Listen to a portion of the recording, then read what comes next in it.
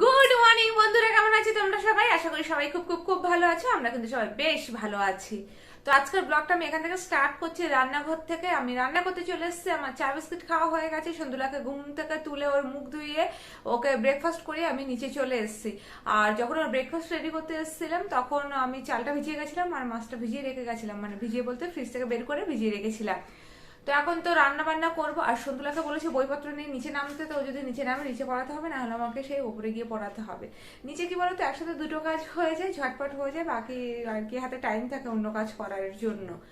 তো যাই হোক, আর বেশি কিছু কথা বলছি না এই মুহূর্তে, কারণ তাড়াতাড়ি করে সব জোগাড় যন্ত্র করি, কি রান্না করব আর কেমন ভাবে করবো, যদি সম্ভব হয় তোমাদের সাথে অবশ্যই শেয়ার করছি।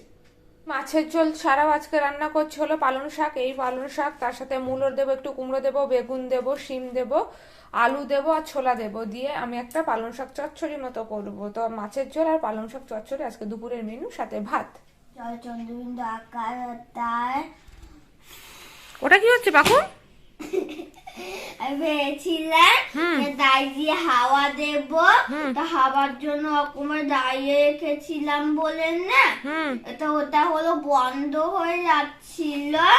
আমি হলো এরকম ভাবে দাঁড় করে রেখেছিলাম, এখান থেকে এটা খেয়ে আসছে, আমি এরকম করে দিচ্ছি। না, ওটা কি হবে? ফু দিলে কি হচ্ছে?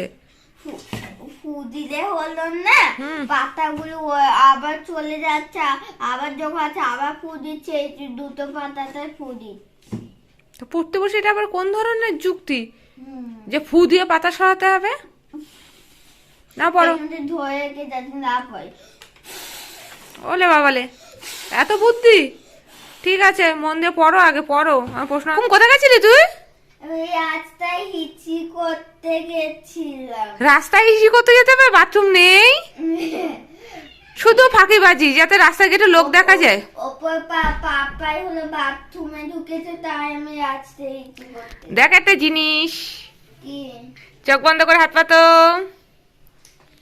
ড্যাং ড্যাং ড্যাং।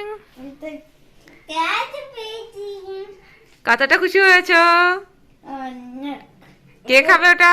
আমি। আমাকে একটু দিস কিন্তু। বাবা, আর ঢং করতে মানে পড়তে বসে পড়তে বসে পড়তে বসে। ওটা এখন আমি ফ্রিজে রেখে দিচ্ছি। এটা কি ক্যাডবেরি নাচ? ঠিক আছে, আমি এটা ফ্রিজে রেখে দিচ্ছি, বাদে পড়াশুনো করে খেও, ঠিক আছে? কড়াইতে আমি তেলের মধ্যে ফোড়ন দিয়ে দিয়েছি, 5 ফোড়ন আর শুকনো লঙ্কা। এবার আগে আমি প্রথমে সবজিগুলোকে ভালো করে ভেজে নেব, তারপরে সব দেব। এই যে সবজিগুলোকে আগে ভালো করে ভাজা করে নেবো, তারপরে শাক দেবো। আর সবজি ভাজার সময় যখন ভাজা হয়ে যাবে তখন এর মধ্যে আবার নুন হলুদ দিয়ে দেবো। সবজি আগে ভাজা হয়ে যায়। সবজিটা ভাজা ভাজা হয়ে গেছে, এর মধ্যে পরিমাণ মতো নুন হলুদ আমি অ্যাড করে দিয়েছি। এই পাশে ভাতটাও ফুটে গেছে। এবার আমি এর মধ্যে আস্তে আস্তে করে পালং শাকটা অ্যাড করব।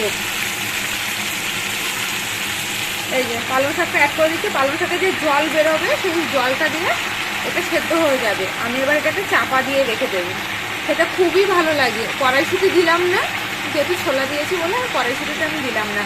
আর যখন এটা রান্নাটা পুরো হয়ে যাবে তখন আমি এর মধ্যে একটু চিনি দেবো। সাথে একটু নিরামিষ তরকারি চিনি না দিলে হয় না। আমি যদি সব তরকারিতে চিনি দিই, একটু কম বেশি পরিমাণ বুঝে দিই চিনি। দেখো, এটা এবার আমি চাপা দিয়ে দেবো, আর এই জলের মধ্যেই টোটাল রান্নাটা কমপ্লিট হয়ে যাবে।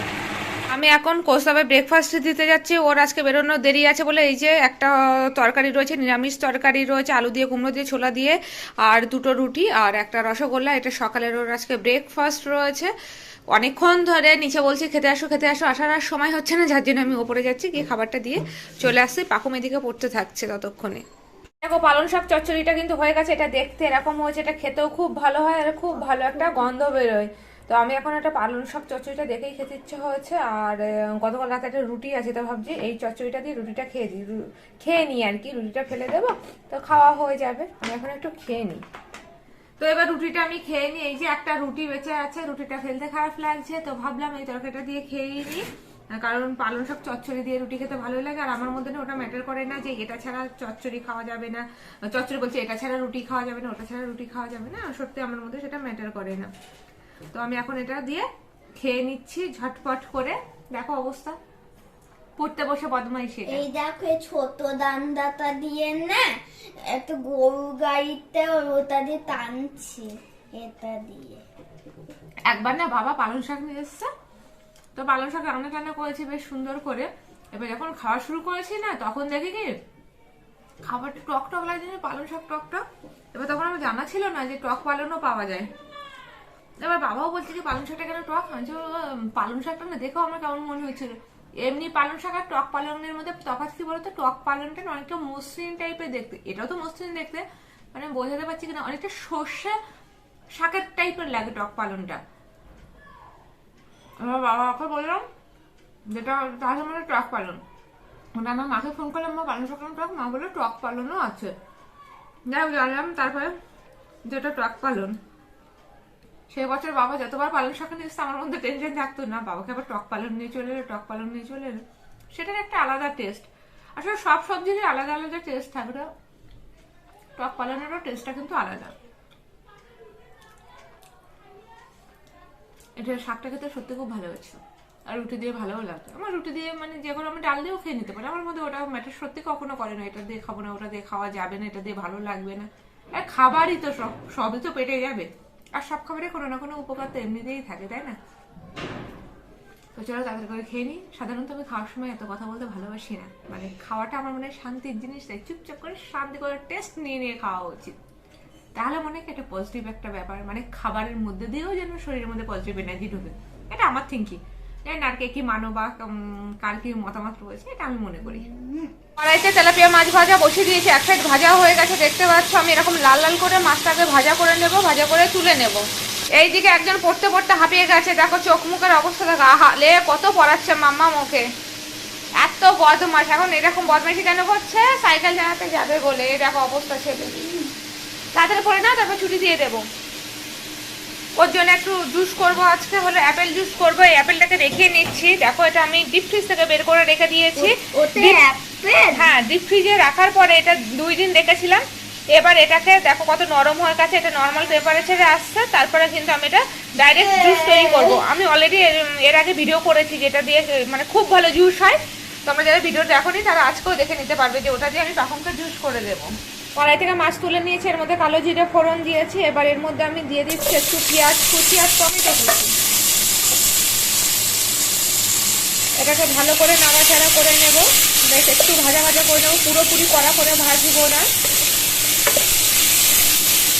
একটু নাড়াচাড়াটা করে নেবো। নুন হলুদটা একটু বাদে দেবো, আগে এটাকে ভালো করে একটু নাড়াচাড়া করে নিই।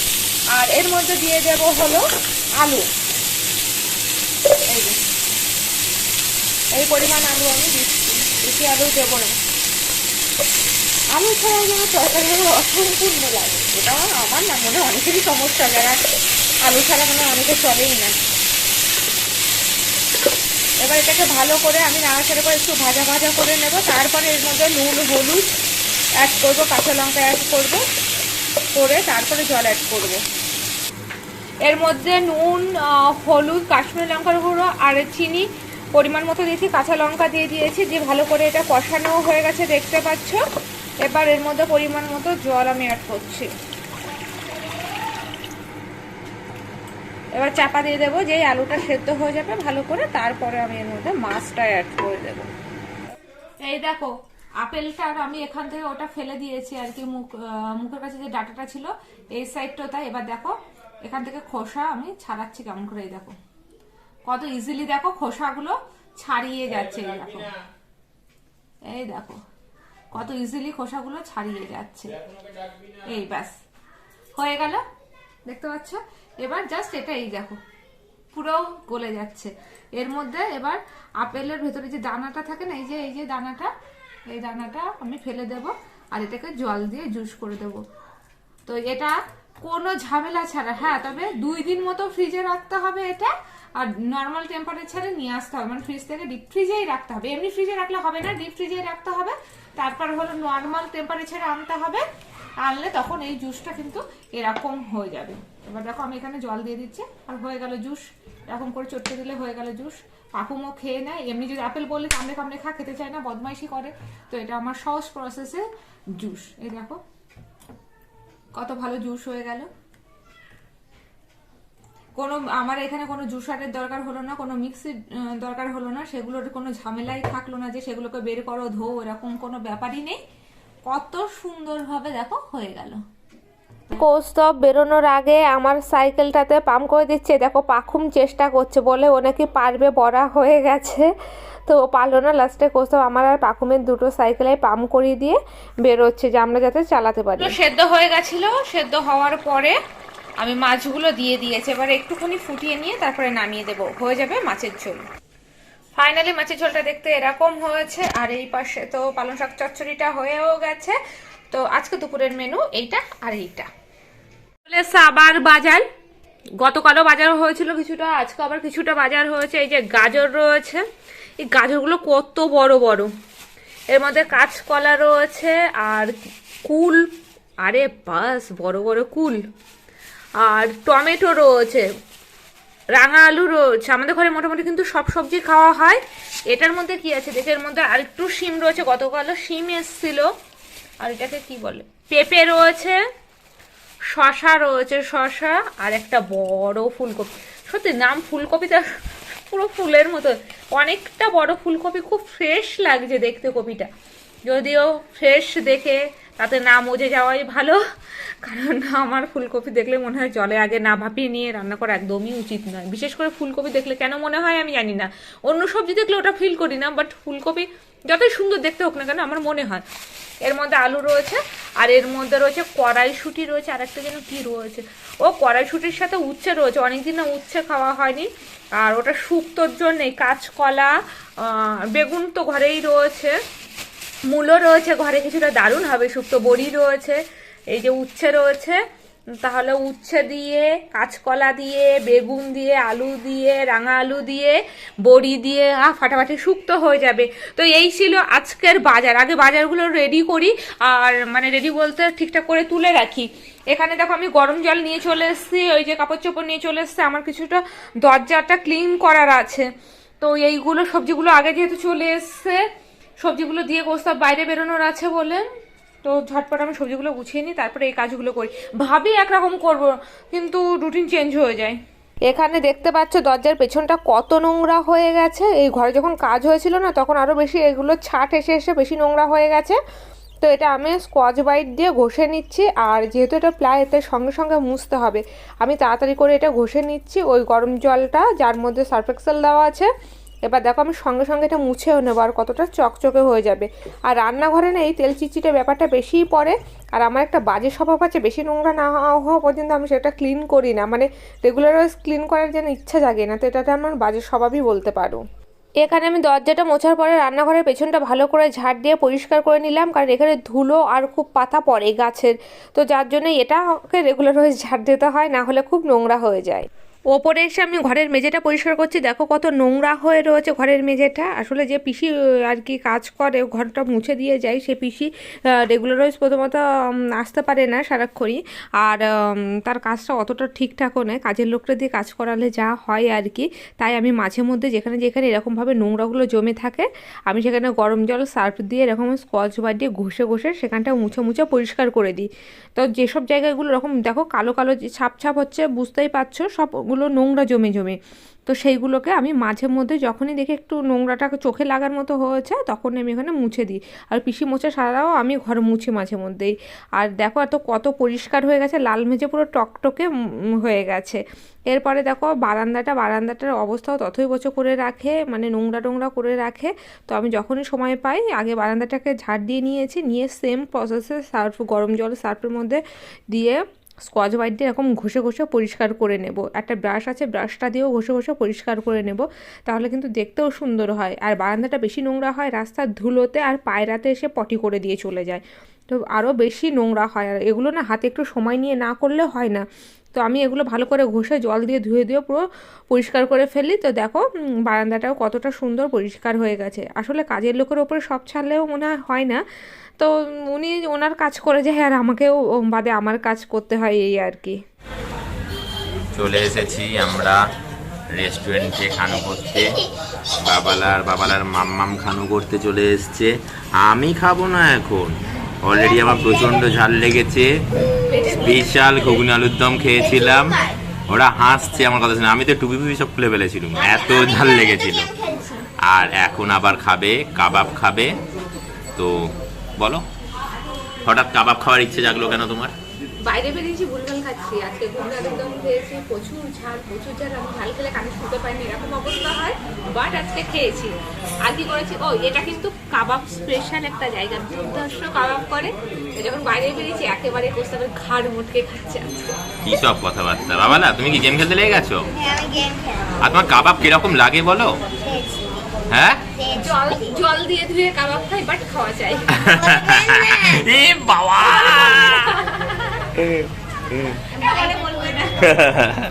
দেখো এখানে কাবাব তৈরি হচ্ছে, প্রচুর সেল হয় এখানটা। দোকানটা বেশি পুরনো তা কিন্তু নয়, আমরা যখনই কাবাব খাই এখানেই আসি। আর এটা কাবাবের জন্য স্পেশাল, আদার্স কিছু পাওয়া যায় না জানো তো এখানে, আর কি শুধু কাবাবই পাওয়া যায়। তো যাই হোক, চিকেন উইংস পাইনি, তো আমাদের কাবাব খেতে হবে। আর পাখুম ঝাল অলরেডি ঘুগনি আলুর দম ঝাল খেয়ে এসছে, যার জন্যে ওকে রেশমি কাবাব দিলাম যাতে ঝালটা একটু কম থাকে। আর বাড়িতে কাবাব খেলে কি করে, ও জল দিয়ে ধুয়ে কাবাব খায়, তবু ওর খাওয়া চায়। তো এখানকার এই প্রসেসে করে। আর চাটনিটা তো জাস্ট ফাটাফাটি হয়। পাখুম একা খেয়েছিল, আর আমি আর কোস্তা বাড়িতে নিয়ে চলে এসেছিলাম, তো বাড়িতে বসে তারপরে খেয়েছিলাম। আর পাখুম দেখো হাতের মধ্যে নিয়ে খাওয়া শুরু করেছে, বলছি টেবিলে পরে রেখে খাও, পড়ে যাবে। বললো না মাম্মাম এটাকে আমি এইভাবে খাবো, আর এটা খেতে খুব টেস্টি। তো কোস্তাবার আমার পেটে জায়গা ছিল না সত্যি কথা, যার জন্যে আমরা বাড়িতে এসে খেয়েছি, আর ও ওখান থেকেই খেয়ে এসছে আর খুব মজা পেয়েছে। তো চলো বন্ধুরা, আজকের ব্লগটা আমি এখানে এন্ড করছি। দেখা হচ্ছে একটা নতুন ব্লগে, তখনকার পর্যন্ত সবাই টাটা বাই বাই।